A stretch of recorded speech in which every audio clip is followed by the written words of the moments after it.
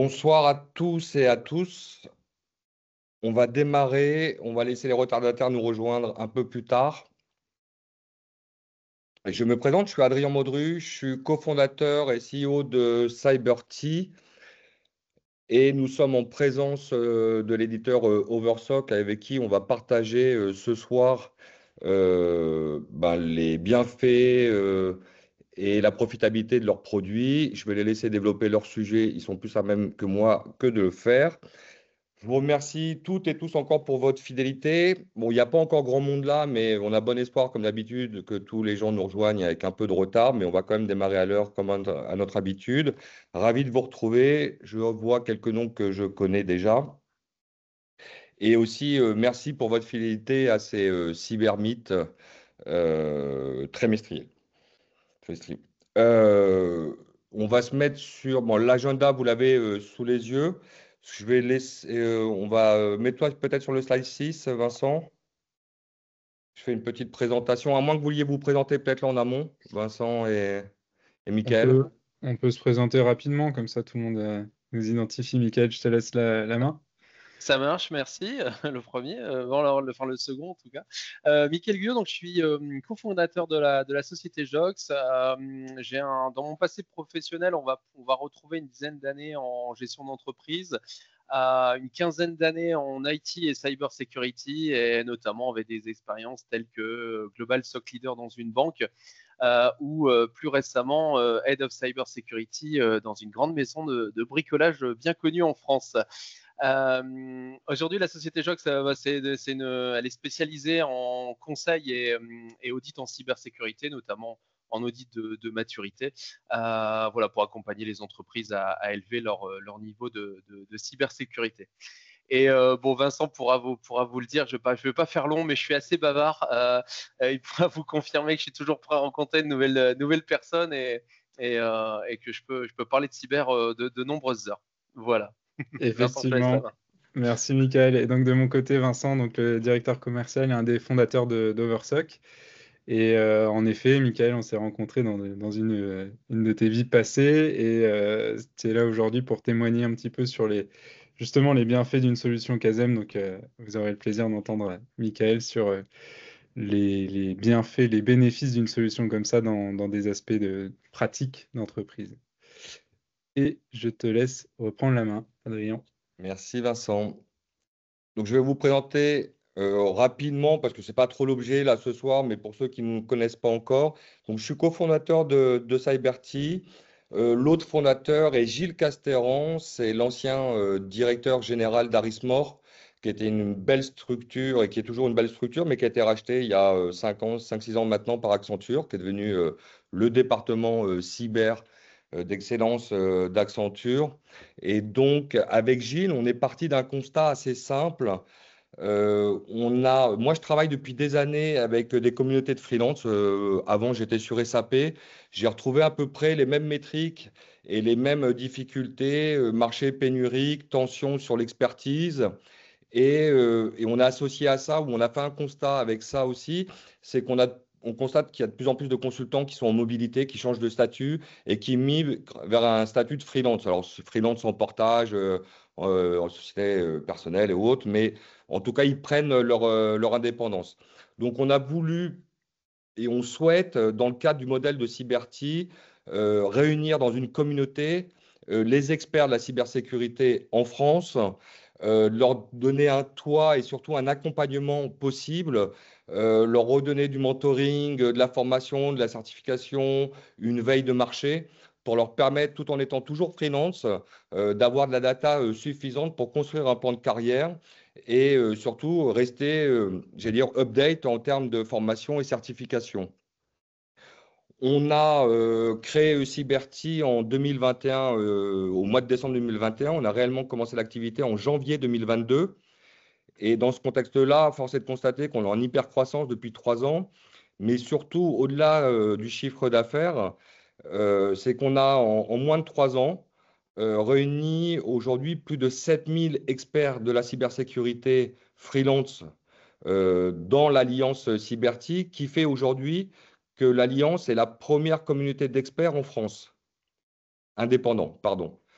Et je fais une nuance entre la communauté et les membres. On peut faire partir de la communauté, c'est-à-dire qu'on est visible, connu et qu'on a déjà échangé avec Cyberty. Les membres sont des consultants qui ont contresigné une charte qui les engage et avec qui on fait avec qui on fait aussi en co-animation des événements, salons, des cybermeets ou de la rédaction d'articles ou de livres blancs. Les membres ont une action forte au sein de l'alliance de Cyberty. Et pour nombre d'entre eux, on a des pratiques, vous retrouvez en bas, la GRC, sécurité du cloud, IAM et autres. Donc les top talents dans chaque verticalité que vous avez en bas à droite, nous nommons, avec leur accord évidemment, des ambassadeurs qui sont là pour animer aussi leur propre verticalité, GRC, SecOps, IAM, et qui permet de renforcer la cohésion entre les experts et la communauté. On a vocation sur les métiers que nous portons à faire de la délégation de personnel assez basiquement, mais aussi des projets au forfait, des audits du type technique ou réglementaire aussi. Voilà dans les grandes lignes Cyberty. Vous avez présente Agathe qui est responsable de toute la partie sourcing, qui anime donc les sourceuses. Je dis les sourceuses parce qu'il n'y a que des femmes. Ces filles, ces femmes-là ont un rôle d'agent, donc elles connaissent parfaitement leur propre communauté. C'est-à-dire qu'on a une sourceuse par practice, hein, toujours GRC, IM, Co. Donc il y a vraiment une grande proximité. Donc, si vous avez des velléités de changer de statut, si vous vous interrogez de savoir comment on fait pour passer d'un statut de CDI à freelance, on peut vous accompagner, vous sécuriser, vous mettre sur des missions pour vous sécuriser au moins la première année. Et après, on peut vous accompagner sur tous les choix d'optimisation, optimisation fiscale, création de société, choix des assureurs et autres. Agathe vient de vous mettre, là, vous le voyez dans la conversation, le lien générique. N'hésitez pas, soit sur mon lien à moi, Agathe, tu peux le mettre, tu peux mettre mon adresse, soit sur Sourcing de nous contacter. Si certains d'entre vous, pour ceux qui sont dans la communauté ou membres ou autres, vous souhaitez porter des sujets et bénéficier de la communauté de Cyberty, n'hésitez pas non plus à nous contacter. On sera ravis d'étudier les thèmes avec vous, faire le marketing pour vous et porter le sujet lors d'un cybermeet. Voilà, je crois à peu près que j'ai à peu près tout dit là maintenant. L'essentiel, c'est que surtout Overstock puisse se présenter, que vous puissiez découvrir leurs produits. Alors, j'insiste aussi sur un point. On invite assez régulièrement des éditeurs cyber dans le cadre de nos cybermeets. Nous n'invitons exclusivement que des éditeurs franco-français. Donc, si vous avez autour de vous des éditeurs qui souhaitent lancer, profiter un peu de la notoriété de Cyberty ou autres, et qui sont français, bah, on sera ravis de les accompagner, de les mettre en visibilité. On est assez attaché à l'aspect souverain chez Cyberty et on défendra évidemment toujours les acteurs franco-français en priorité. Voilà, j'en ai terminé. J'engage pas là, j'ouvre pas les questions forcément sur Cyberty. En revanche, on peut faire un échange plus tard par mail ou au téléphone pour ceux ou celles qui le souhaitent. Vincent, je te rends la parole parce que je suis un peu comme Mickaël, sinon à 21h, je suis encore là. Donc, je me tais et Merci, Adrien. je vous laisse la main avec plaisir. Bon meeting à toutes et à tous. Merci beaucoup pour Merci. l'intro, Adrien. Bonjour à tous et à toutes. Je suis ravi de pouvoir présenter ce qu'on fait chez Overstock et puis d'avoir ces discussions qu'on aura aussi avec Mickaël un petit peu plus tard. Pour reprendre sur la présentation d'Overstock, donc on est une société, vous l'aurez comprise, française. Je suis un des fondateurs de cette société-là. C'est une scale-up qui est lilloise, mais on est présent partout sur le territoire et même à l'étranger maintenant. On est une vingtaine d'employés et on a développé un logiciel qu'on appelle de Chasm. On verra ce que ça veut dire. On est membre de différentes associations et groupements français, notamment Exatrust, que vous connaissez probablement. On a aussi le label France Cyber Security. On est hébergé au sein du campus cyber des Hauts-de-France, donc à Lille. Avec une présence commerciale, on va dire, aussi dans le territoire, à Paris, à Montpellier notamment. On a créé la société en 2021, donc c'est une société qui est relativement jeune, en train de s'étendre. On a des clients de différents types, majoritairement des clients type ETI ou grand compte, et on travaille aussi avec tout un tas de partenaires, dont certains sont présents sur cette slide-là. En préambule, avant de rentrer dans le vif du sujet de ce qu'est Oversock et de ce qu'on propose, je fais un peu de réclame sur ce qu'on fait en ce moment avec le CESIN, qui est donc une autre grosse association de RSSI français. On a fait une première étude sur l'état du marché et des attentes des entreprises françaises sur le sujet du CASM. J'expliquerai dans un instant ce que ça veut dire CASM. On a fait une première étude en 2023. On refait cette étude-là cette année. Là, c'est en cours. On est en train de récolter les réponses de leurs adhérents. Donc le but de ce livre blanc qu'on est en train de constituer, c'est voir à quel point le marché, notamment français, et les RSSI français comprennent le sujet, quelle est la maturité vis-à-vis du sujet, et expliquer plus en détail aussi, bien sûr, pourquoi ce sujet-là il est important. Donc sur cette slide-là, vous retrouverez le QR code pour aller vous préinscrire pour recevoir le livre blanc qui sera dispo en tout début d'année prochaine. N'hésitez pas, si vous préférez, à aller sur le site directement si vous n'êtes pas fan des QR codes. Et vous verrez, il y a pas mal d'infos très chouettes, des témoignages aussi directement de RSSI qui viendront appuyer le discours et les statistiques qu'on récolte pendant cette étude. Pour rentrer dans le vif du sujet, CASM, c'est pour Cyber Security Asset Attack Surface Management. C'est un terme qui a été défini par le Gartner en 2020. Et en fait, on a créé cette boîte-là pour répondre à différentes problématiques. Aujourd'hui, principalement, on voit que les entreprises ont de plus en plus d'outils. IT, cyber, ça se multiplie. Des EDR, des scans de vulnes, des SIEM, il y a énormément d'outils qui sont utilisés. Dans des petites boîtes, on va compter entre 5 et 10 outils. Sur des grands comptes, ça peut monter à 30, 40 outils facilement. En face de ça, on a une surface d'attaque qui, pour les entreprises, grandit de plus en plus, qui croît, qui se complexifie avec de nouveaux éléments qui viennent dans cette surface d'attaque-là, de l'IoT, de l'OT, de plus en plus d'utilisateurs, donc des surfaces qui sont de plus en plus mouvantes et difficiles à appréhender. Le dernier point de ce qui a amené à la création de ce qu'on fait, c'est aussi le sujet de la ressource cyber, et notamment côté opérationnel, SecOps. On voit qu'il y a des tensions sur les ressources humaines face à cette multiplicité d'outils-là. En fait, on s'est rendu compte qu'il y avait énormément de temps qui était passé par les opérationnels à manutentionner de la donnée de ces différents outils pour la consolider, pour avoir plus de visibilité, une visibilité plus précise de ce qui est dans le parc, et pouvoir suivre, mener des actions, suivre des indicateurs. C'est le sujet dont on parlera dans un instant. Donc face à ces problèmes de multiplicité d'outils, surface d'attaque qui se complexifie et ressources humaines en tension, on a développé un logiciel qui s'intéresse à ce qu'on appelle le pipeline de données cyber. Donc ce pipeline de données cyber, c'est vraiment finalement l'essence même du CASM. C'est un sujet qui est cyber parce que c'est la cyber qui va être garante de la visibilité et du contrôle de ce qui se passe côté IT, mais c'est un sujet qui est très centré autour de la consolidation de l'inventaire des assets qui composent le système d'information et de qu'est-ce qu'on fait une fois qu'on a cet inventaire consolidé, quelles sont les actions qui sont possibles, comment on exploite tout ça.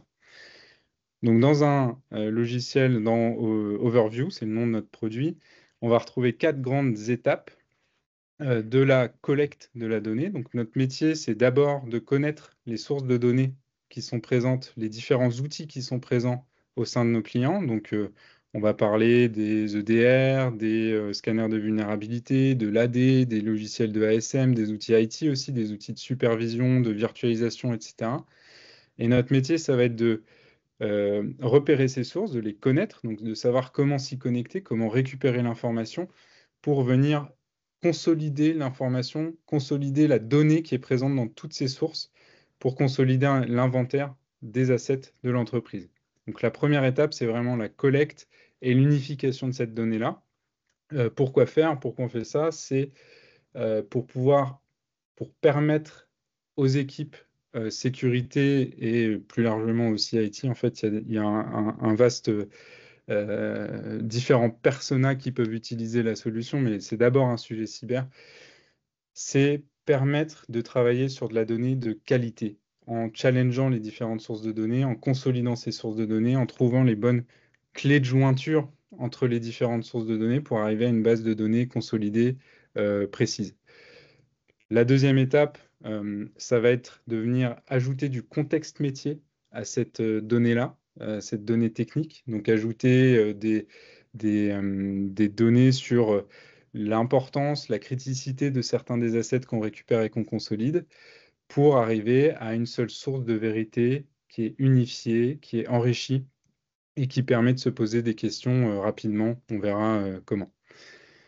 Ensuite, une fois qu'on a fait ça, ça va être comment on exploite cette donnée-là, deux modes d'exploitation, un mode où on vient interroger par API externe cette base de données consolidée, ou alors via le front, qui est le produit qu'on propose aujourd'hui, via le front Overview, en ayant la capacité à aller requêter, poser des filtres très rapidement dans cette donnée pour sortir des listes d'assets qui correspondent aux recherches qu'on fait.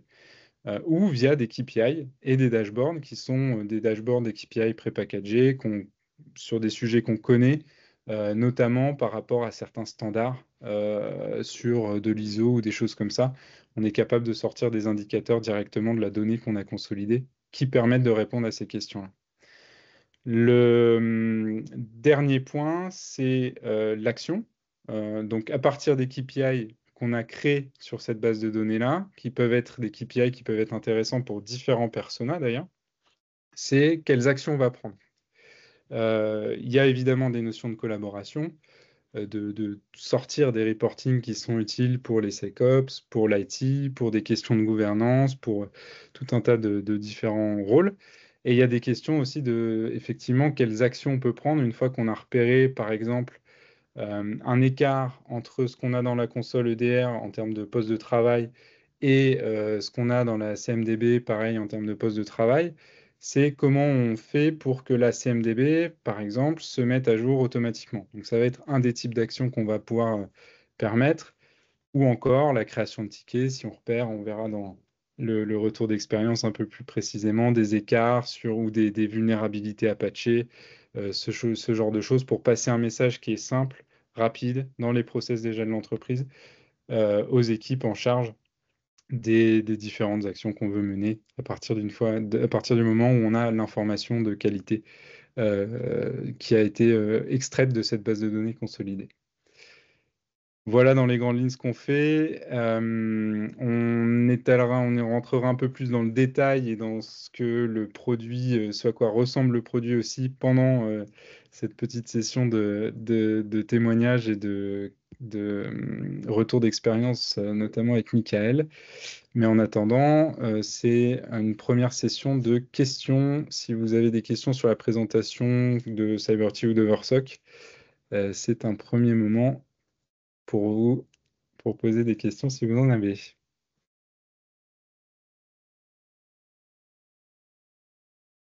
vais attendre 2 petites minutes et s'il n'y a pas de questions, on passera à la partie plutôt. Est-ce que Vincent, tu pourrais faire un test? Il semblerait qu'il y a certaines personnes qui aient des soucis pour visualiser Ouais. le PowerPoint. Est-ce qu'on pourrait essayer de peut-être déconnecter, reconnecter le contenu Ah, et voir si ça peut rétablir le problème? bien sûr. Ouais, Et je on a sais eu pas une pourquoi il n'y a pas eu le question. déroulé correct du. Je sais, moi, j'ai pas de difficulté. Enfin, je vois bien, mais apparemment, on n'est pas tous. J'ai pas eu de difficulté non plus, moi. Est-ce que là, ça passe mieux? On va attendre de voir des retours. En tout cas, tu as une question, Vincent, sur la différence entre un SIEM et un SOAR. Alors, la différence entre un SIEM et un SOAR. Sur le CASM, quelle est la différence entre le CASM, un SIEM et un SOAR? C'est une bonne question. Le SIEM, pour commencer par là, il va s'intéresser d'abord et avant tout à des notions d'événements. Donc ça va être remonter de l'alerte, corréler des événements ou des alertes entre elles pour qualifier ces choses-là. Donc c'est plutôt sur une notion de réaction à chaud. Un CASM, ça va être une vision très orientée consolidation de l'inventaire. Donc c'est plutôt vision à froid de ce qui est dans le système. Et le but, ça va être de challenger, de nettoyer, de mettre à jour les sources de données, par exemple la CMDB, l'outil d'inventaire, mais aussi les outils qui protègent pour assurer du bon déploiement de ces outils-là. Donc en fait, c'est complémentaire par rapport à un SIEM, dans le sens où ça va venir challenger aussi les données qui nourrissent le SIEM et de préciser si effectivement les alertes qu'on soit dans le SIEM sont bien sur des assets qui sont encore actifs, par exemple, dans le système, ou si on passe pas à côté de certains actifs qui devraient être protégés par un EDR, qui sont par exemple dans la CMDB, un poste de travail qui est dans la CMDB, qu'on ne voit pas dans la console EDR. On va être en capacité de venir l'ajouter à sa console EDR ou XDR, enfin en tout cas la protéger par l'agent EDR ou XDR. Et donc ça permettra de venir alimenter aussi davantage le SIEM avec des informations de qualité. Donc on travaille vraiment plus sur la qualité de la donnée à froid versus un SIEM qui va être sur des événements à chaud. Par rapport à un SOAR, alors le SOAR, il permet de mettre en place des playbooks, des actions automatiques. La question est un peu la même, en fait, c'est sur la qualité de la donnée et sur est-ce que la base de travail sur laquelle travaille le SOAR est la bonne. Donc la question à se poser, c'est est-ce que je suis vraiment certain de mon inventaire et de ce sur quoi j'ai déployé tous mes outils de sécurité. Il y a certaines des actions qui, dans le SOAR qui sont vraiment dédiées sécurité. Une des différences aussi, c'est que le CASM, il va aussi s'intéresser à la collaboration entre euh, les équipes sécurité et les équipes IT, par exemple. Donc se dire, un des cas d'usage là-dessus, ça va être, j'ai de la visibilité sur mes assets, je sais aussi quelles sont les vulnérabilités qui sont sur ces assets. D'ailleurs, c'est une des sources de données qu'un SIEM ne prend pas toujours en compte aussi. Je vais pouvoir envoyer, créer un ticket pour remédier aux vulnérabilités. Donc on est vraiment plutôt sur des actions de remédiation à froid plutôt que à chaud sur ces sujets-là. Ouais, ouais, enfin, si je peux compléter, ouais, en fait, si on devait le simplifier, vu de ma fenêtre, en tout cas, sur un traitement, on va dire interne, un SIEM, on va plutôt parler d'alerte, vraiment d'alerte à chaud sur un incident ou un problème de sécurité. Le SOAR, on va parler de réaction automatisée, et le CASAM va nous permettre d'assurer que la surface qu'on monitore finalement avec nos outils est la bonne, et bien exhaustive, et ça, c'est souvent une problématique en entreprise, justement. Petite question, Vincent et Mickaël, mais pour Vincent, le délai de déploiement d'un outil, de la solution Oversock, par exemple, alors si tu vas me dire que ça dépend un peu de l'environnement du client. Mais effectivement, mais c'est rapide, dans le sens où, en fait, nous, notre métier, c'est de connaître les sources de données. Une fois qu'on les connaît, c'est majoritairement de l'API, les sources de données techniques aujourd'hui, ça va très vite. Un déploiement sur des sources qu'on connaît, c'est dans les 15 jours, on est capable de sortir des premiers résultats concrets. Donc ça va assez vite sur ces sujets-là. Et c'est d'ailleurs un des points fondamentaux et un des grand bénéfice d'une solution comme de Chasm, comme ce qu'on propose, c'est la connaissance déjà des outils en amont. Et donc, par rapport à en fait, il y a des entreprises avec lesquelles on a discuté ou avec lesquelles on travaille maintenant qui faisaient ça à la main, en interne, avec des Excel, avec des Power BI ou des choses comme ça. Et Michael, tu connais Oui, bien oui. le sujet. Et une des vraies différences par rapport à une solution maison, on va dire, pour constituer ça, c'est la maintenabilité dans le temps. C'est le MCO. C'est comment je m'assure que, en fait, le jour où je vais changer, par exemple, de DR, je suis en capacité d'intégrer très rapidement mon nouvel EDR dans mon modèle de données, pour arriver à cette base de données consolidée, à comment dire, cet inventaire consolidé que propose un Chasm. Donc ça va vite et ça permet surtout de maintenir correctement dans le temps un modèle de données et un inventaire consolidé, quels que soient les outils qu'on utilise. Et vous n'êtes jamais freiné, Vincent? Excuse-moi, je t'ai coupé, tu pouvais peut-être terminer ta phrase, Non, pardon. non, je t'en prie, vas-y. Ok. Vous n'avez pas de problématique de contrainte ou de frein si les outils chez les clients sont déployés d'incompatibilité? Non, ça n'arrive jamais. Et même, je dirais plutôt l'inverse, c'est qu'on est assez flexible dans le modèle pour aussi aller chercher de la donnée qui est moins structurée. De la donnée, par exemple, on a des clients avec lesquels on bosse sur des Excel qui remplissent à la main. Et c'est là où ça devient intéressant aussi, c'est faire le lien entre de la donnée qui peut être technique et de la donnée qui est moins, qui est plus métier. Par exemple, des référentiels d'applicatifs métiers qu'il faut lier à des serveurs par la donnée technique qu'on récupère. Bon, on va rentrer un peu dans des sujets techniques, mais c'est non, c'est jamais un frein. Il y a toujours, à partir du moment où on a accès, enfin le seul prérequis important, c'est d'avoir accès à la donnée. Une fois que ça c'est fait, le reste, le modèle de données, on connaît, c'est notre sujet justement. Ok, merci pour ton retour. Vous gérez plusieurs multitenants? Quoi, Alors, multitenant suffit que plusieurs ou plusieurs tenants? oui, oui, oui, tout à fait. Pour, par exemple, donner accès à je sais pas, un partenaire qui gère plusieurs clients et que chacun des clients puisse avoir accès à une partie de l'information ou ce genre de Hmm. cas. Ouais, ouais, tout à fait, c'est possible ça. C'est des systèmes de airbag et même dans les entreprises, ça va être donné accès aussi à une personne en particulier qui doit avoir un périmètre. Je sais pas, moi, on est dans un groupe international. J'ai ma BU France, ma BU Italie, ma BU Allemagne. Je veux que chacun des référents sécurité, on va dire, de ces BU-là, n'ait accès que à son information, son périmètre. C'est quelque chose qu'on peut faire, oui. Quand tu dis on peut faire, c'est-à-dire que ça n'a pas encore été fait, mais que c'est en capacité de, c'est ça? Ouais, tout à fait, c'est possible de le faire. Ok. Donc, on a effectivement déjà lancé des choses comme ça. On verra dans la démo, il y a un sujet de comment on architecture les dashboards qui est lié à ça aussi. D'accord. Bon, j'arrête avec mes questions parce que je suis en train de me faire gronder par Agathe qui me dit oui, il faut laisser dérouler le reste. Donc, je me tais, je me retire une fois de plus. Mais, mais Je laisse la c'est gouvernance à Agathe. Vincent, je Et sais pas si tu as vu, on a fait un switch d'écran, donc j'ai repris la main, donc n'hésite pas à me dire quand il faut que je ouais, change de slide. ça ouais. marche. Ok? Et Et, les questions, pas de problème pour les questions, Adrien, parce que de toute façon, c'était des points qu'on allait aborder par la suite, donc ça raccourcira un peu la suite. ok, bah, comme ça, moi, ça éclaire sur le discours qui va être tenu derrière. Exactement. C'est ça, Ok, je vous laisse la main. c'est ça. Et on peut passer à la slide d'après du coup.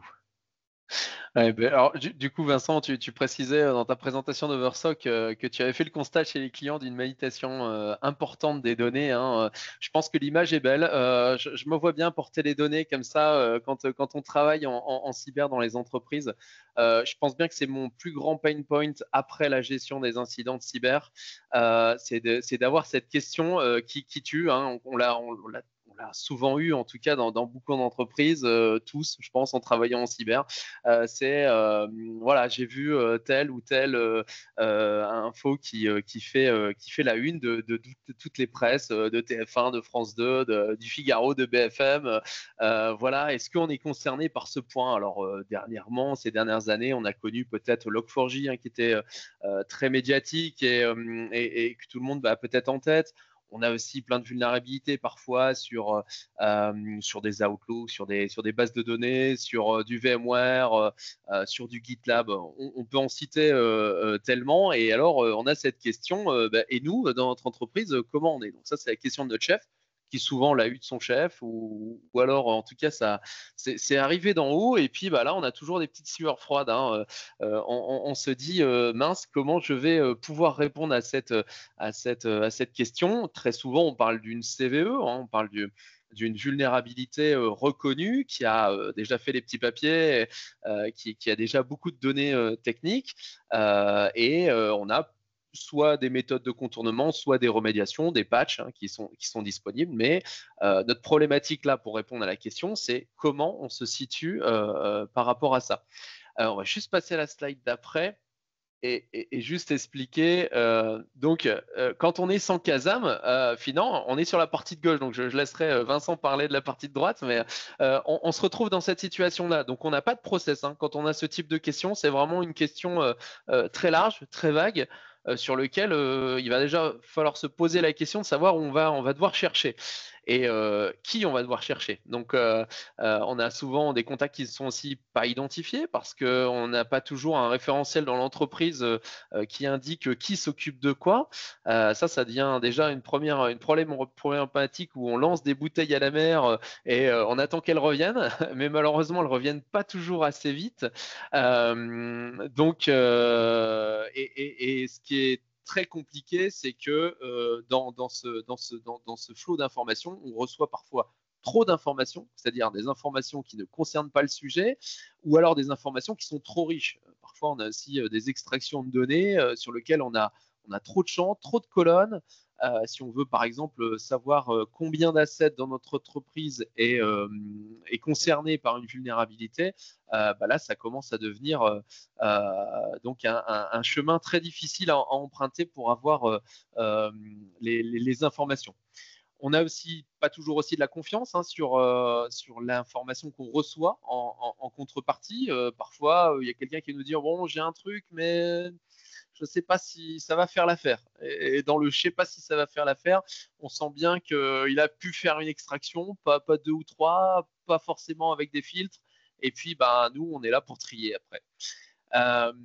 Donc, évidemment, nous, on a aussi une faible confiance sur la concaténation des résultats, faire en sorte d'avoir la bonne information au bon moment, et vient se rajouter, au bout de quelques heures, quelques jours, une pression du chef pour savoir où ça en est. Et puis, en général, la question arrive avec une autre question quelques heures plus tard, c'est OK, alors comment on est concerné maintenant, quel est l'impact et quel est ton plan d'action et pour quand ce sera résolu. Et ça, ça devient pressant. Plus le temps passe et c'est vraiment un certain stress et un inconfort dans le travail qu'on n'a pas du tout envie d'avoir. Et effectivement, et sur des questions qui peuvent être de ce type-là, ou même des questions que tu peux te poser en tant qu'opérationnel, on va dire tous les jours de sécu sur des sujets un peu plus simples. Nous, on a souvent des clients qui se posaient des questions assez basiques. Combien on a dans nos présentations, parfois on met un petit tweet en avant, combien on a d'autres Windows, et tu as 5 réponses différentes parce qu'il y a 5 outils qui ont une partie de la réponse, mais qui est à chaque fois différente. Donc c'est un vrai sujet, effectivement, avec le Kazam, c'est répondre à ces points-là. C'est simplifier le process à partir du moment où on se pose des questions sur la donnée, les assets qu'on a dans le système, quelle est notre posture par rapport à telle ou telle vulnérabilité qui vient de sortir ou telle info qu'on veut aller chercher. C'est intéressant aussi, notamment dans des cadres d'audit ou quand on cherche à se rapprocher de certains standards ou de certaines normes.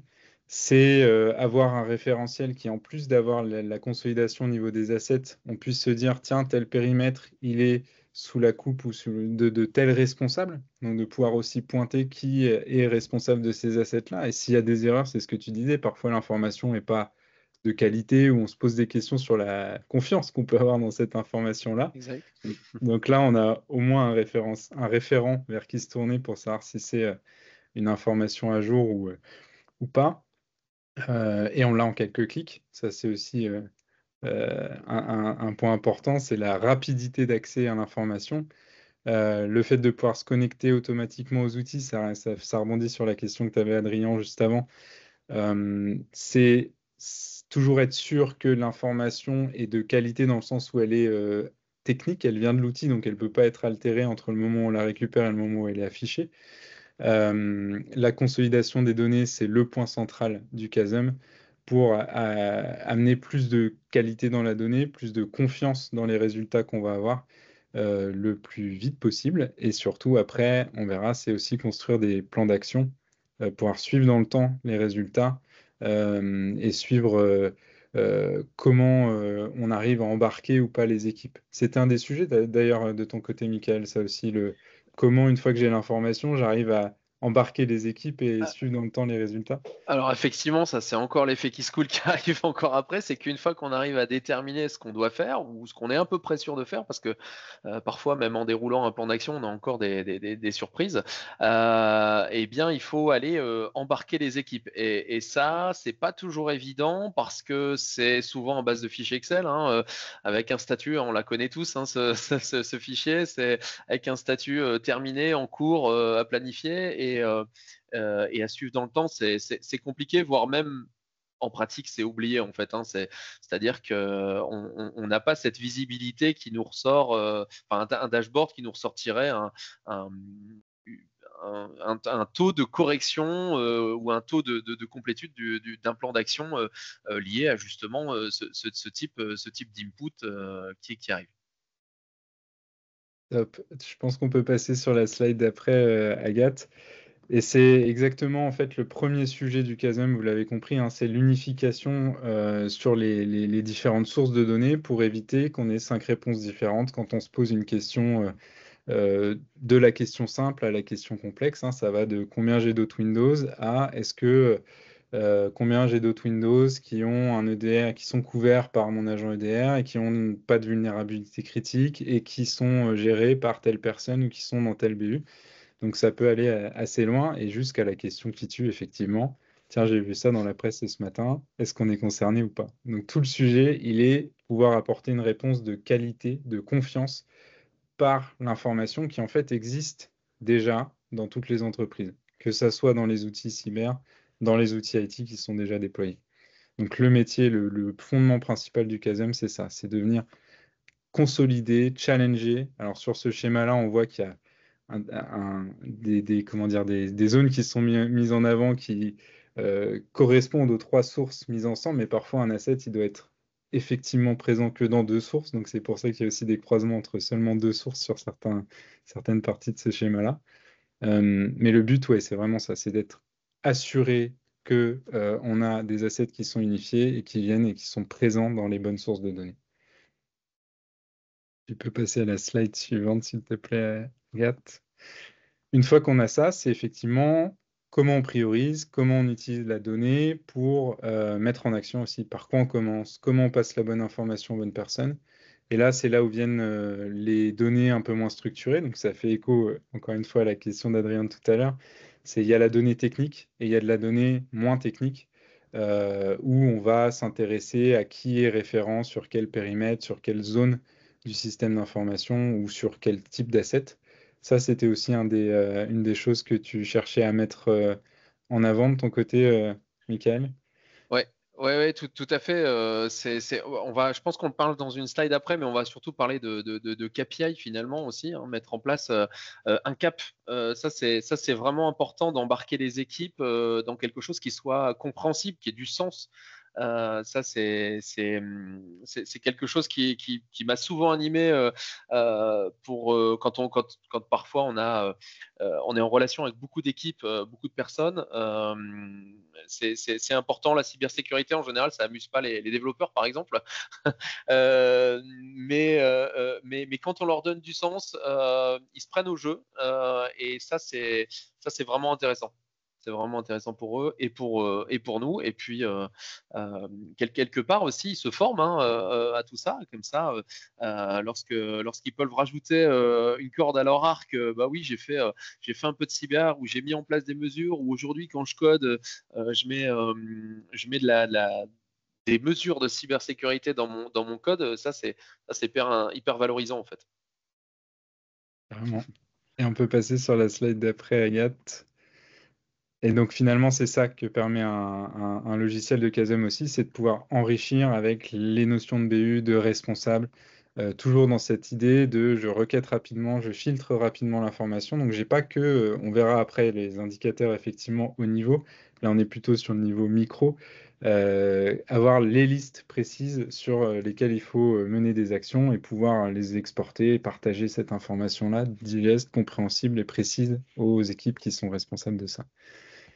Tu peux passer, et je pense que la slide suivante, c'était une vidéo, donc je pense pas que ça va passer sur le PDF, mais c'est pas grave. En gros, ça, c'est ce à quoi ressemble le logiciel. Ce qu'on ne voit pas ici, c'est une des colonnes qui s'appelle tag et dans laquelle on peut soit l'information existe déjà dans les sources de données, donc c'est quelque chose qu'on voit chez certains clients. Ils ont de façon semi-automatique déjà tagué des BU ou des responsables métiers sur certains assets dans leur scan de vue, dans leur EDR, etc. Parfois, on a des clients aussi sur lesquels on se rend compte que les tags sont pas tout à fait les mêmes dans les différentes solutions. Donc, il y a un monde où la donnée existe sur la contextualisation, on va dire, déjà dans les solutions techniques, auquel cas on va la cleaner s'il y a besoin. Et si elle n'existe pas, on va la créer au moment de déployer la solution avec les clients en l'occurrence. Et on peut passer sur la slide suivante. Et ensuite vient la question de comment on suit en fait les actions, comment on suit les indicateurs qui vont nous intéresser pour répondre aux questions de quel est ton plan d'action, est-ce qu'on s'améliore, est-ce qu'on va dans le bon sens, voire bientôt pour des questions d'assureurs, comment vous me prouvez que vous avez les infos à jour sur vos réponses, sur les réponses sur lesquelles on peut avoir des réponses en tout cas techniques par rapport à NIS2, par rapport à n'importe quelle autre norme ou référentiel. Et si on passe sur la slide C'est suivante, effectivement, si je peux rajouter sur les assurances, c'est aussi effectivement des cas qu'on rencontre souvent où les assurances vont surtout s'intéresser à la démarche plus qu'au nombre de vulnérabilités, parce que finalement des vulnérabilités on en aura toujours, il y en a toujours qui en ont, enfin de nouvelles qui arriveront, mais c'est important de savoir comment l'entreprise prend en charge justement cet aspect de cybersécurité et comment elle se met en action et en mouvement pour avancer et réduire les risques liés notamment à son business.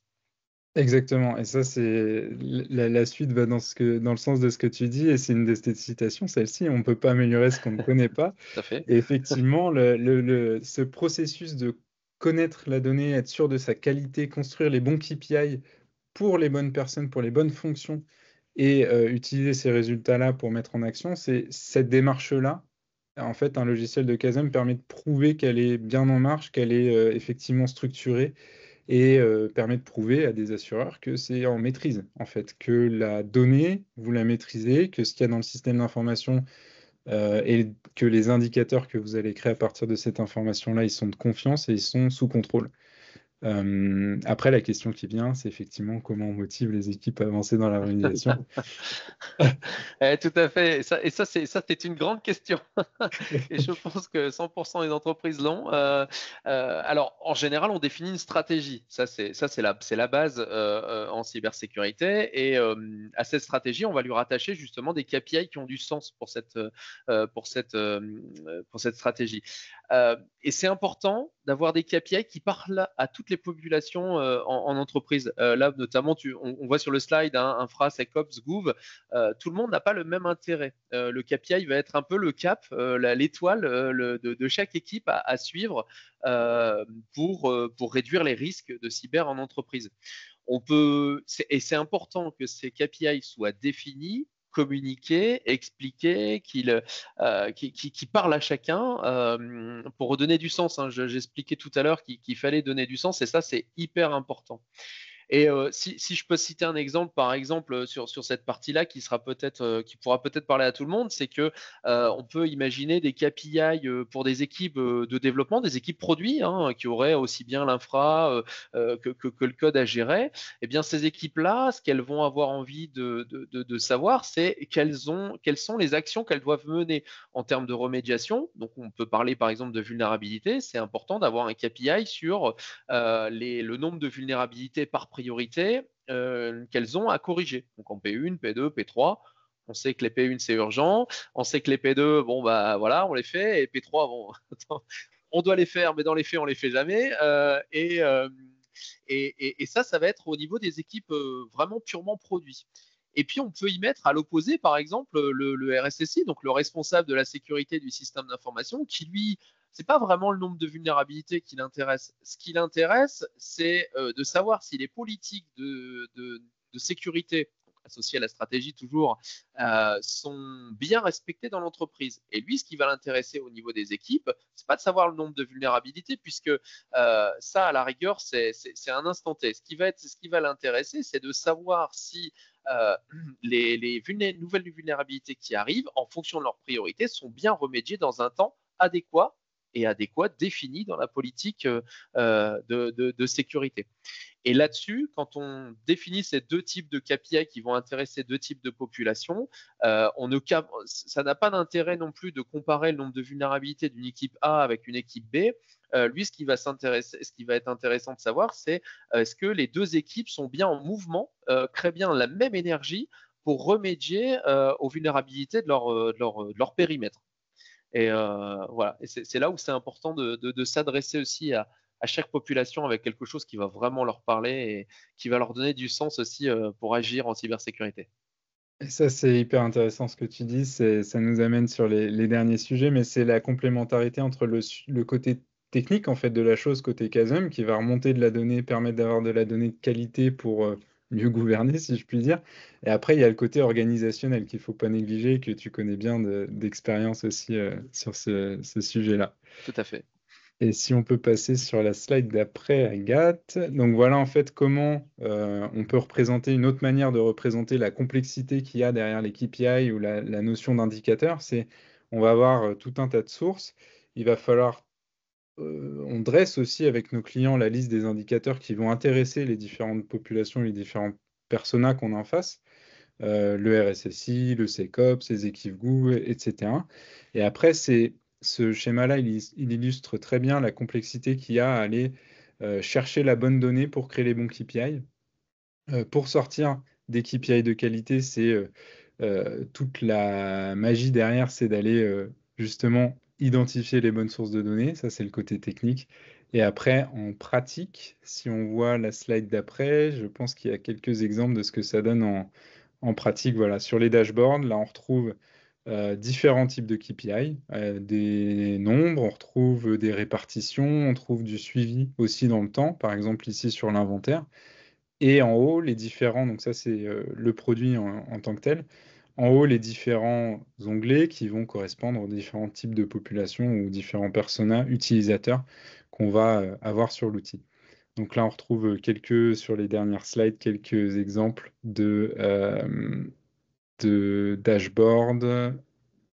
Ah, ok, c'est une vidéo, c'est le début d'une vidéo, donc il n'y a pas les autres dashboards, ça fait un peu de teasing.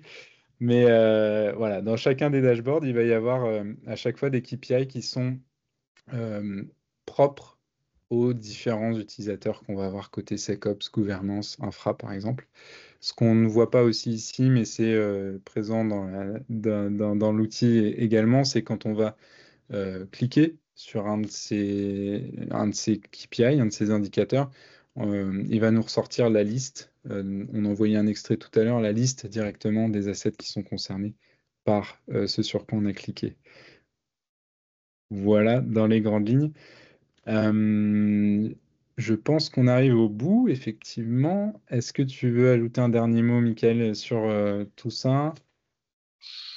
Je pense on va laisser le temps pour les questions peut-être. Non, je n'ai Ouais. rien de particulier à ajouter.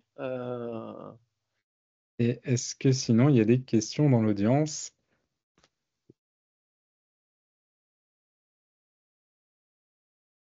On a essayé de faire, de tenir le timing.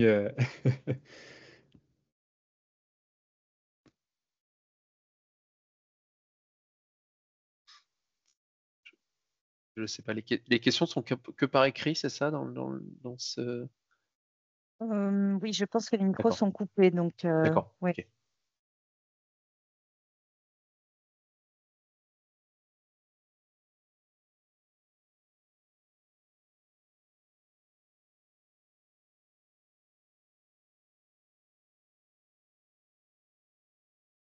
Peut être Est-ce sur le que, Kazam, on peut revenir sur un événement, sur une slide.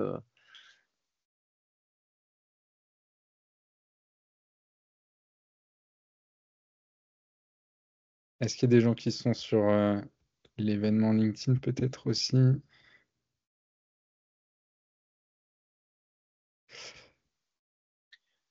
Bon, en tout cas, s'il y a des questions, même après l'événement, enfin après le webinar, on peut rien mettre dans la conversation, mais on vous enverra évidemment aussi nos adresses mail, euh, nos coordonnées, en tout cas, s'il y a quelconque intérêt ou question. On va pas venir le replay aussi, comme ça vous aurez nos coordonnées. Ah, j'ai une question de Mehdi. Mehdi qui demande pour les CVE médiatisés, est-ce que vous anticipez la question et les clients qui peuvent être touchés? Alors, c'est une très bonne question. Dans le principe de base du CASM, il y a la question de la mutualisation de la connaissance. La première mutualisation qu'on fait, c'est au niveau des connecteurs. Donc, connaître les sources de données pour pouvoir être le plus efficace possible sur les connexions aux sources de données des clients, les indicateurs qu'on va pouvoir remonter, la donnée qu'on va pouvoir récupérer de toutes ces sources de données-là. Euh, on a sur les questions de CVE, on va être en capacité de dire effectivement si il y a des recherches ou des requêtes qui sont faites chez un client pour une CVE en particulier qui vient de sortir, d'être force de conseil sur les autres clients en disant bah, attention, il y a cette CVE qui vient de sortir, une des recherches qui est intéressante à faire pour voir si vous êtes concerné ou pas, c'est celle-ci, à travers les filtres qu'on propose dans l'outil, et donc d'être le plus proactif possible et le plus rapidement possible sur est-ce que je suis concerné par cette CVE qui sort. Exemple, qu'est-ce qu'on avait Bluekeep, par exemple, il y avait certains critères. Il fallait que les ports, j'ai plus le détail, mais que les ports RDP, je crois, soient ouverts et que ça concerne seulement certains OS.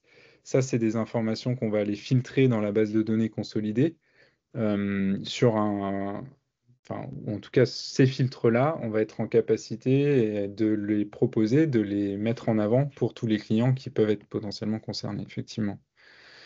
Donc, on n'a pas de réponse, je dirais, il n'y a pas d'alerte qui vont être euh, proposées instantanément, mais il va y avoir du conseil fort sur les filtres à appliquer pour voir si vous êtes concerné ou pas. Et en tout cas, c'est possible de très vite savoir si vous êtes concerné ou pas par les différentes vulnérabilités qui peuvent sortir.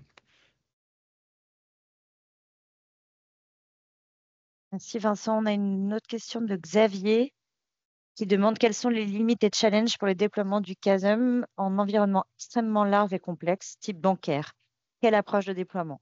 Merci. Très bonne question, merci. Alors, les limites qu'il peut y avoir. C'est la première qui me vient en tête, en fait, il y a les sources de données qu'on connaît, qui sont les sources de données communes, tout ce qui est EDR, scan de vuln, etc. Tout ça, on connaît très bien. Donc, il n'y a pas de complexité à aller chercher cette information-là. Il peut y avoir un petit peu de complexité ou de travail comment je peux dire ça, de personnalisation ou de développement s'il y a des sources exotiques.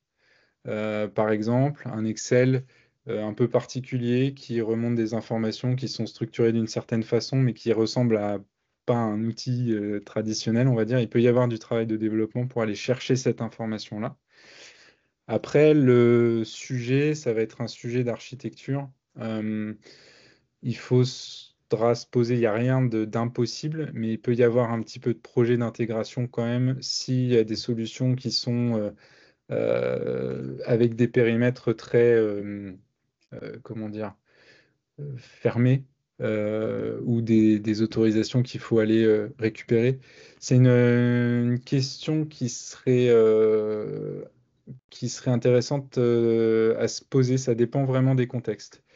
Euh, Dans la base du CASM, il n'y a pas de complexité tant que les sources sont généralistes, entre guillemets, tant que c'est des outils commerciaux connus. Ce qui peut poser des sujets de récupération et surtout de centralisation de l'information. Si c'est les infos, pardon, c'est si les données sont par nature déjà segmentées en dessous. Là, il peut y avoir des questions de comment on les fait remonter pour centraliser l'information. Je ne suis pas assez technique et ça dépend des contextes de l'entreprise pour répondre plus précisément à la question, mais je serais ravi d'en discuter. Tu avais peut-être eu ça, toi, dans ton expérience, Michael, certains sujets là-dessus? Ouais, je repense aussi au détourage de la question. C'était peut-être le on-premise aussi. Tu peux peut-être préciser si c'était. Ah. Voilà. Parce que moi, j'ai entendu ça et puis en plus, on parle de contexte bancaire et moi, j'ai pensé tout de suite à ça. J'ai pensé à tout ce qui pouvait être legacy, peut-être voilà, sur du mainframe, de l'S400, etc. Et j'ai pensé plutôt aussi à un passage en cloud qui a été plus long, plus long enfin, pour faire le pas en fait dans cette partie cloud. Donc c'est ça que j'ai pensé aussi parce que dans une banque, on a vraiment des petites morceaux de cloud un peu par-ci par-là, parfois même chez des partenaires de paiement. J'ai vu un post, alors c'était peut-être ça, mais j'ai vu on avait parfois des partenaires de paiement, donc c'était vraiment très disparate. On n'avait pas un autre propre cloud comme j'ai pu le connaître dans d'autres entreprises. Ok. Bah là-dessus, il y a plusieurs façons de déployer qui sont possibles. La plus traditionnelle, évidemment, c'est le SaaS, voilà, ça c'est classique. On est capable de faire du Secnum Cloud aussi, si besoin, donc d'aller vers des environnements qui sont un peu plus sécurisés. Et dans le cas où il y a des data centers ou des infra locales qui sont en capacité de supporter la solution, qui n'est pas très compliquée à déployer au demeurant, on est aussi capable d'aller faire ça. Donc on peut s'adapter à des contextes tendus. Pour référence, les premières organisations avec lesquelles on a travaillé, c'est un des logos qu'il y a sur les premières slides, c'est le ComCyber. Donc on connaît les environnements complexes et on sait faire des déploiements un petit peu particuliers, le cas échéant.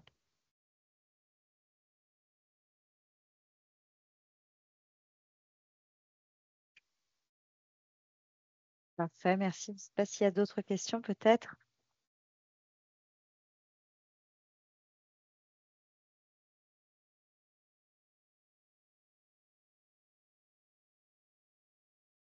On aura parfaitement tenu le timing, si c'est le cas. Pour des bavards, c'est étonnant. Ouais. Je vais la Après, noter celle-là dans mon agenda. on pourrait en parler des heures, mais C'est vrai. S'il n'y a pas d'autres questions, moi je vous propose dans tous les cas, on va vous transmettre la vidéo de replay du Cyber Meet plus le support de présentation.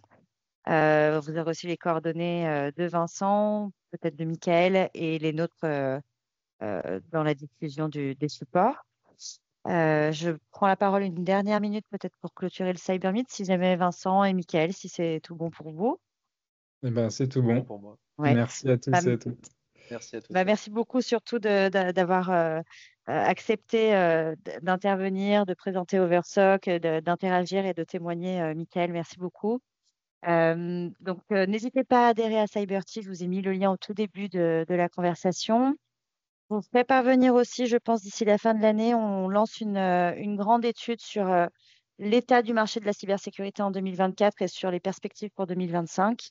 Donc voilà, n'hésitez pas à participer, ça nous permettra d'avoir un état, une vision beaucoup plus complète et précise que celle qu'on a aujourd'hui. On vous fera bien évidemment parvenir tous les résultats du sondage une fois qu'on aura traité les données reçues. S'il n'y a pas d'autres questions sur CyberTech, je vous souhaite à tous une bonne fin de journée et une belle soirée et au plaisir de vous retrouver sur un prochain CyberMix.